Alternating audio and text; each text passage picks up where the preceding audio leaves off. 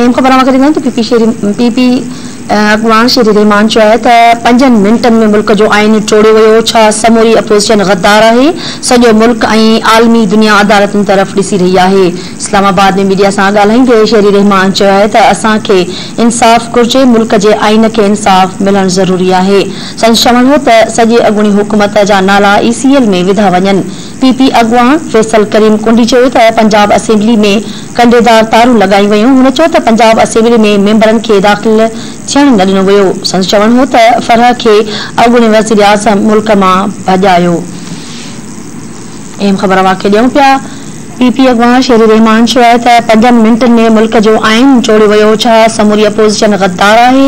सॼो मुल्क ऐं आलमी दुनिया अदालत तरफ़ ॾिसी रही आहे। इस्लामाबाद में मीडिया सां ॻाल्हाईंदे शेरी रहमान चयो त असांखे इंसाफ़ घुर्जे, मुल्क जे आइन खे इंसाफ़ मिलणु ज़रूरी आहे।